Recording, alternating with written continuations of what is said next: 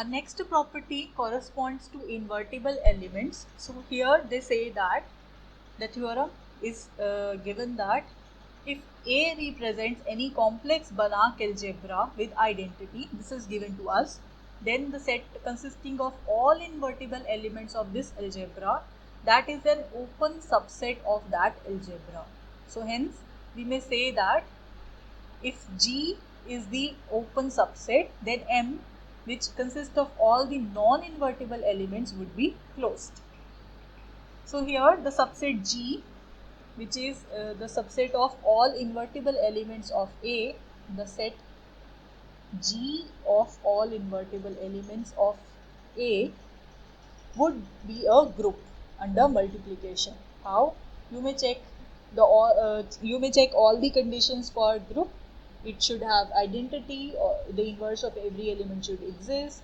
Associativity should also be there. So what we wanted to prove here? We wanted to prove here that this G is an open set. In order to prove an open set, what we do? We consider an element x naught from here.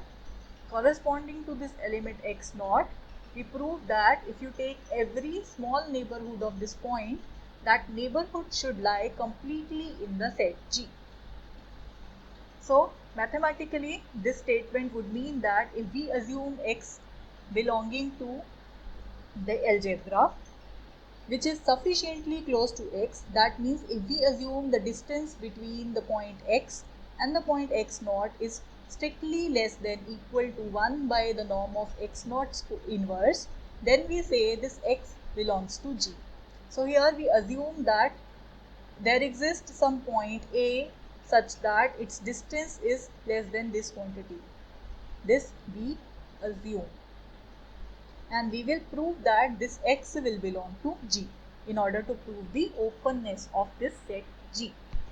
So here, if the quantity x naught inverse x is denoted by y, and we also have another notation which expression which says that whenever you take e minus y, this is equal to z. So these are all the notations just for simplification of calculations.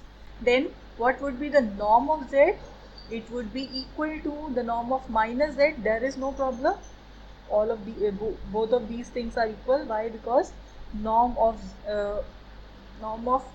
minus z would be equal to minus 1 modulus into the norm of z, and minus 1 modulus is same as plus 1, right?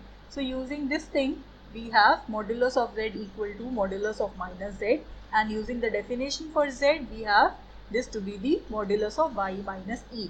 Now using the definition for e, we can write this to be x naught inverse x, and the identity e could now be written as x naught inverse x naught. There is no problem. Okay, and why this thing is equal to E? Because we have assumed x naught to belonging to G, and G is what? It is a set consisting of all the invertible elements. So x naught is obviously invertible. So what we can do? We can take x naught inverse common, so that we have this term, and using the the property of this multiplicative identity from Banach algebras, we may have the norm of x naught inverse x minus x naught less than equal to the norm of x naught inverse into the norm of x minus x naught. So here, by assumption, this thing is less than 1. How? So because we have considered this, the distance of x together with x naught is strictly less than the norm 1 by the norm of x naught inverse. So you can shift this term to the left hand side. So you have the whole of this norm as equal to less than 1. So therefore, we obtain the norm of z less than 1. This thing.